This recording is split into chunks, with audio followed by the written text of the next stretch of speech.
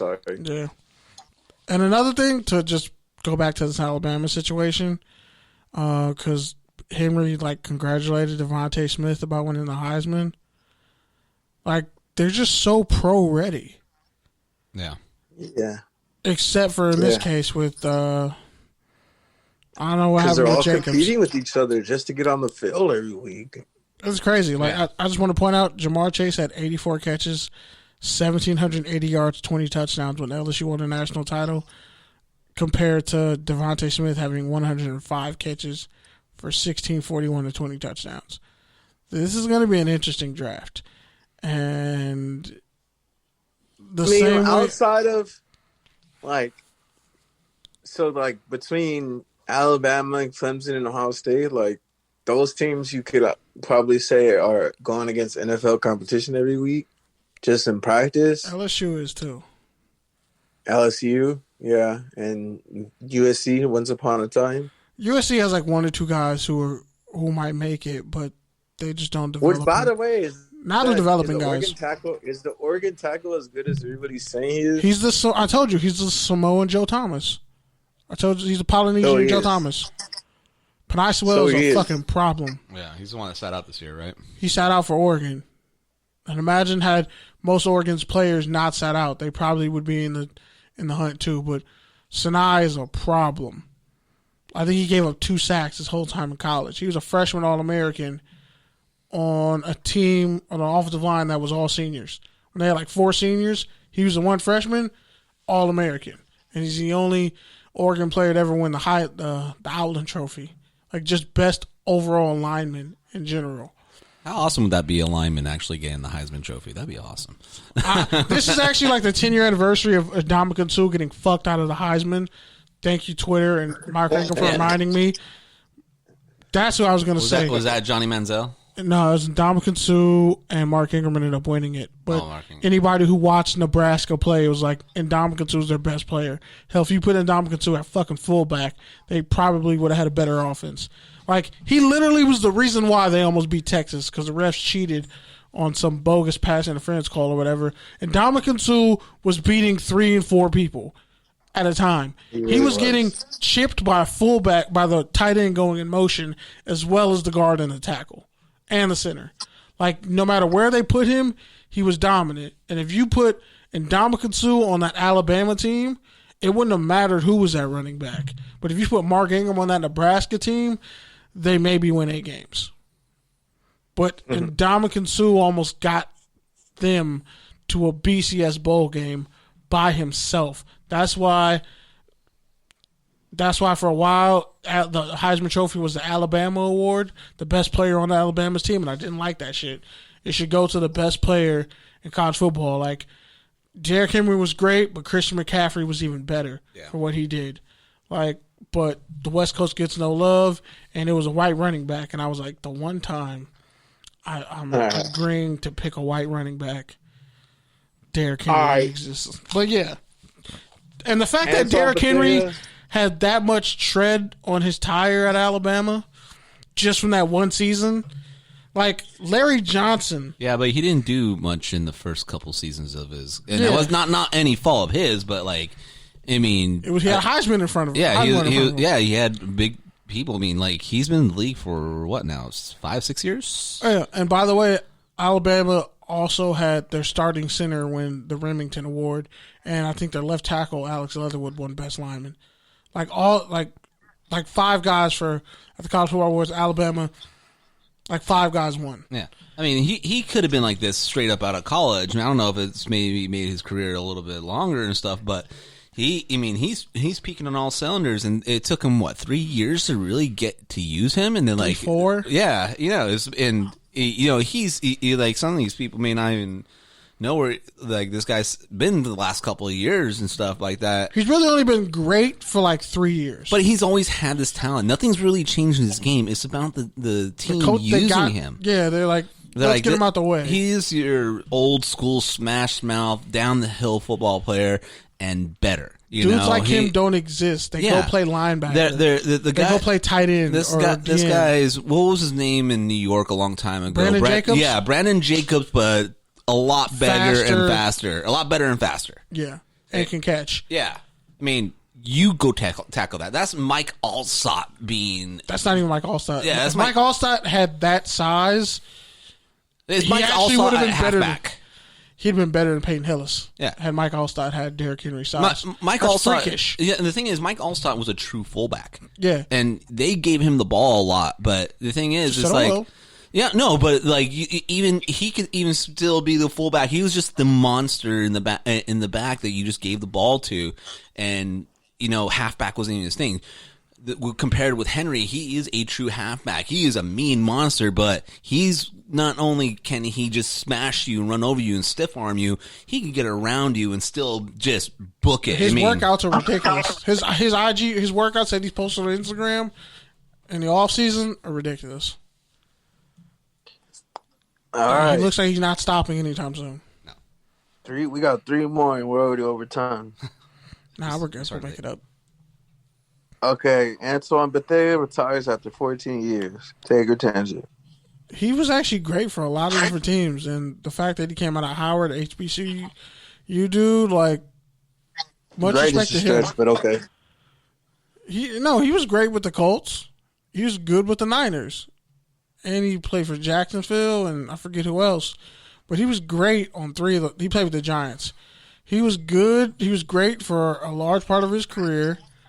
And then he was good in San Francisco and other places. But it's like 14 years as a safety. He didn't play all last year, so really 13 years. But 14 years in the league, coming from HBCU, where like 14 years ago, it was hard for HBCU guys to even get in. And the fact that he's lasted that long, and he went to Howard, tip of the cap to him. And he won a Super Bowl with the Colts. He was Bob Sanders' replacement, pretty much. And he didn't disappoint. Eagle players wanted to fight Doug Pederson. Heck, half the NFC East wanted to fight Doug Pederson after he pulled Jalen Hurts and other players against the Washington football team when Washington was trying to play their way into the playoffs. So take your tangent on that. I think Pederson knows he's going to get fired. I think he was trying to secure drafts capital, but I think I could see him getting fired because you lose the team by doing that. Like, organizations tank, but players and coaches don't tank because that means you quit. You gave up. They can't trust you if you're tanking. Hell, they gave Greg Williams hell for doing the bounty thing. You can't tank. Now the Giants should have shut their mouths when they were talking all that shit. Y'all were 6-10. You didn't deserve to be in the playoffs. Shut up. Shut up. I mean, all of you suck. I think you go back to like Herm Edwards. It's just like you play to win the game. I mean, like at the same time, I mean, like that game got flexed. I mean, whatever. But for what it was, it's the NFC East on one hand, but at the same time, that is a rivalry game. That is an entertaining game. That's the last game of the regular season, and every fan of the NFL is watching you more than likely. This guy purposely flopped, and like you got Jalen Hurts, who you're just trying to see, and it's going to be the topic of all your drama this offseason because you keep him instead of Carson Wentz with his expensive price tag. No, you throw in a third string quarterback to literally lose the game when Hurts could have definitely won that game. Yeah, and Sudfeld went to Indiana. By the way, Indiana lost their bowl game. They got the shit kicked out of them. Yeah. By, I want to say Oklahoma. I forget who beat them, but yeah, they got beat up pretty bad in the bowl game. They were ranked 11th. The Big 12 won like 6-0 in bowl games. Well, they say that like because you're competitive the whole game, and then you're going to say, "Oh, I wanted to see." Touchdowns. Yeah, and you want to say what this third string quarterback was like about, and then your drama with Carson Wentz is just like get it like. I don't want to be here if I'm not the starter. Yeah, no, you're not. It's just, I mean, I can see Tampa going to get him. But then Wentz said he was going. Then he said he was staying.